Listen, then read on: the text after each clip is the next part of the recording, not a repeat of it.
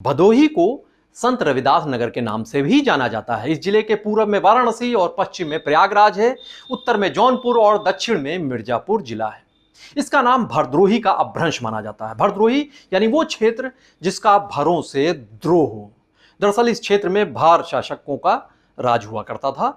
15वीं शताब्दी तक इनका शासन था। भार शासकों को यहाँ के सागर राय के द्वारा मुनास राजपूतों द्वारा उनसे मिलकर हरा दिया गया। अकबर के शासन के दौरान भदोही को एक दस्तूर परगना बना दिया गया और इलाहाबाद के शासन में शामिल कर लिया गया। मुगल काल में भदोही क्षेत्र सुरयावा के राजा कुल्हैया के राज में शामिल था।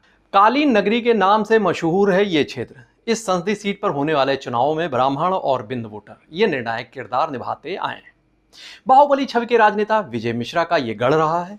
मोदी लहर में वो चुनाव जीते थे, जो अब सजा याफ्ता हैं, जेल की सलाखों में कैद हैं। महज 1.5 दशक पूर्व अस्तित्व में आई संसदीय सीट पर बीएसपी ने खाता खोला, लेकिन 2 आम चुनावों से यहां बीजेपी का परचम फहरा रहा है। नमस्कार, मैं हूं ज्ञानेन शुक्ला। यूपी का ज्ञान में आज हम चर्चा करेंगे भदोही संसदीय सीट की।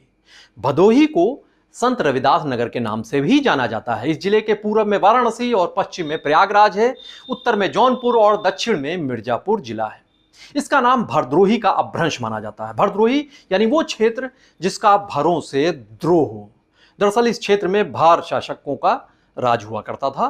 15वीं शताब्दी तक इनका शासन था। भार शासकों को यहाँ के सागर राय के द्वारा मुनास राजपूतों द्वारा उनसे मिलकर हरा दिया गया। अकबर के शासन के दौरान भदोही को एक दस्तूर परगना बना दिया गया और इलाहाबाद के शासन में शामिल कर लिया गया। मुगल काल में भदोही क्षेत्र सुरयावा के राजा कुल्हैया के राज में शामिल था। इस शासन के दौरान हुए निर्माण के भग्नावशेष आज भी 52 बिघैया जलतारा के नाम से मशहूर जगह है, वहां पर मौजूद है।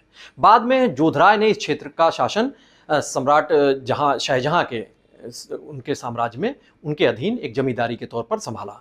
हालांकि 1750 ईस्वी में भू राजस्व के बकाया का भुगतान न करने के कारण प्रतापगढ़ के राजा प्रताप सिंह ने इस परगना को बनारस के बलवंत सिंह को सौंप दिया था। 1911 में भदोही महाराजा प्रभु नारायण सिंह द्वारा शासित बनारस रियासत के अधीन शामिल कर लिया गया था।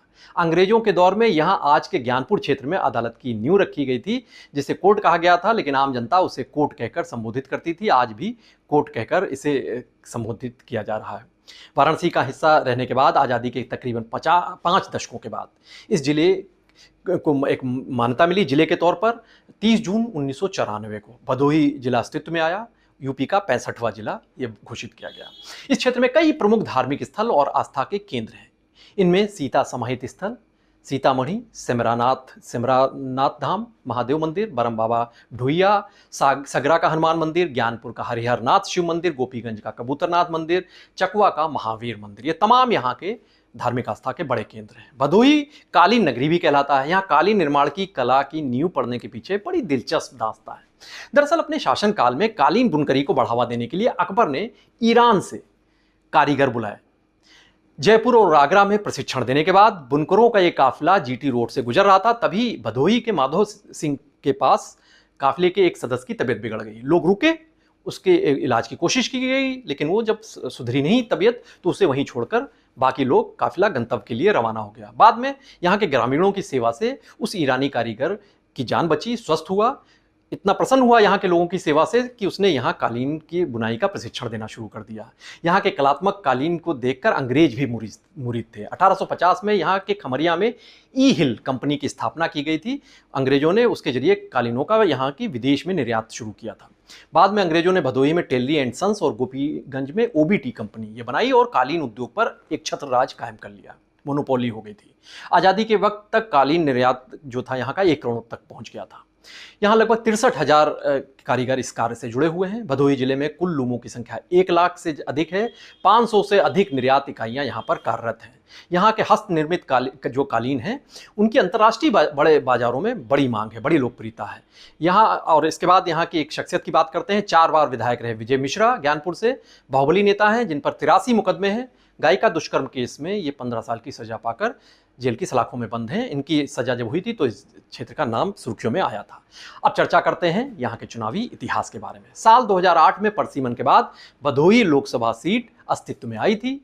पहले इसके तमाम हिस्से मिर्जापुर और भदोही लोकसभा सीट में शामिल हुआ करते थे। 2009 में यहाँ पर हुए पहले लोकसभा चुनाव में बीएसपी प्रत्याशी गोरखनाथ पांडे सांसद चुने गए, जिन्हें 1,95,808 वोट हासिल हुए थे। समाजवादी पार्टी के छोटेलाल बिंद को 12,963 वोटों के मार्जिन से परास्त किया था। तब यहां पर चुनाव लड़े बीजेपी के डॉक्टर महेंद्र नाथ पांडे 57,000 के करीब ही वोट पा सके थे। 2014 की मोदी लहर में बीजेपी के वीरेंद्र सिंह मस्त यहां से चुनाव जीतते थे।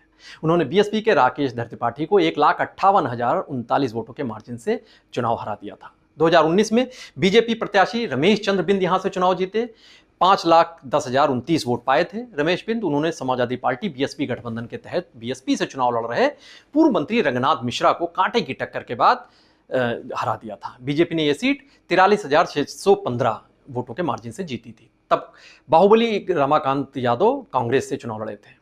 अब रमेश बिंद समाजवादी पार्टी में शामिल हो चुके हैं, मिर्जापुर सीट से सपा प्रत्याशी हैं।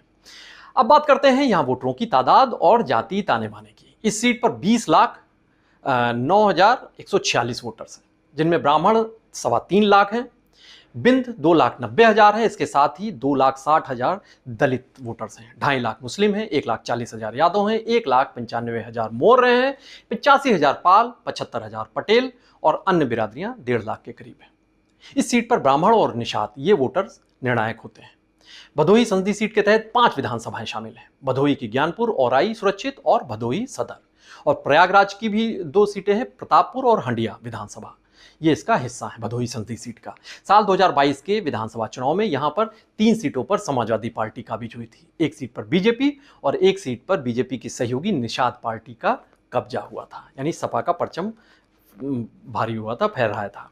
ज्ञानपुर से निषाद पार्टी के विपुल दुबे, औराई से बीजेपी के दीनानाथ भास्कर, भदोही से समाजवादी पार्टी के जाहिद बेग, हंडिया से सपा के हाकिम लाल बिंद, प्रतापपुर से समाजवादी पार्टी के विजमा यादव, वो यहां से चुनाव जीतकर विधायक हैं। बीजेपी ने इस बार यहां पर डॉक्टर विनोद बिंद पर लोकसभा चुनाव में दांव लगाया है। सपा गठबंधन से यहां पर सूबे की इकलौती सीट को तृणमूल कांग्रेस यानी टीएमसी को दिया गया है। उसकी ओर से ललितेश पति ये चुनावी मैदान में, ललितेश पति त्रिपाठी, इनका जिक्र करते हैं। अभी तमाम उहापोह के बाद बीएसपी ने हरशंकर सिंह उर्फ चौहान दादा इनको अपना प्रत्याशी बनाया है। डॉक्टर विनोद बिंद की बात करें, चंदौली के कमई पहाड़पुर गांव के मूल निवासी हैं। अभी वो मिर्जापुर की मझवा विधानसभा सीट से निषाद पार्टी के विधायक हैं। मोतीलाल नेहरू मेडिकल कॉलेज से MBBS किया है इन्होंने। डॉक्टर बिंद मुगलसराय वहाँ पर चंदौली में उसके Rama trauma and fracture hospital वो संचालित करते हैं। 2021 में समाजवादी पार्टी ने इन्हें भदोही की ज्ञानपुर विधानसभा सीट से प्रत्याशी बना दिया था, घोषित भी कर दिया था, लेकिन इन्होंने सपा का टिकट वापस कर दिया था। उसके बाद मझवा विधानसभा से निषाद पार्टी से चुनाव लड़े और जीत भी गए। ललितेश पति त्रिपाठी की बात करें तो ये यूपी के पूर्व मुख्यमंत्री कमलापति त्रिपाठी के परपोत्र हैं, उनके बेटे के बेटे। मिर्जापुर के मणिहान विधानसभा से 2012 में कांग्रेस के विधायक भी रहे थे ललितेश पति त्रिपाठी। 2019 में मिर्जापुर से कांग्रेस प्रत्याशी के तौर पर लोकसभा चुनाव लड़े, लेकिन हार गए थे। 2021 में वो कांग्रेस छोड़कर टीएमसी में शामिल हो गए थे। पश्चिमी बंगाल की मुख्यमंत्री ममता बनर्जी ने उन्हें खुद पार्टी की सदस्यता दिलाई थी। तो वहीं इस सीट पर बीएसपी के में जबरदस्त कंफ्यूजन नजर आया। प्रत्याशी किसको घोषित किया जाए, ये सवाल उनके खेमे में दिखाई दिया। पार्टी ने पहले पीखानपुर के सभासद डॉक्टर मोहम्मद अतहर अंसारी को टिकट दिया था यहां पर, फिर बदल दिया गया। इरफान अहमद उर्फ बबलू को यहां पर प्रत्याशी घोषित कर दिया। फिर ये पाया गया कि वो मजबूती से चुनाव नहीं लड़ रहे हैं, तो फिर उन्हें बदला गया और फिर यहां पर हरशंकर सिंह उर्फ दादा चौहान को चुनावी मैदान में उतारा गया। सुरयामा के कौडर के निवासी हैं हरशंकर। 2022 के विधानसभा चुनाव में भदोही सीट से बीएसपी से चुनाव लड़े थे, तीसरे पायदान पर रहे थे। बहरहाल भदोही सीट पर चुनावी मुकाबला त्रिकोणीय बना हुआ है। यहां सभी के अपने अपने समीकरण हैं, अपने अपने दावे हैं। कालीन नगरी में जनता जीत का कालीन किसके लिए बिछाती है, इसके और इस सवाल पर और इस पहलू पर सबकी निगाहें बनी हुई हैं। और आप भी बने रहिए पीटीसी न्यूज़ उत्तर प्रदेश के साथ। नमस्कार।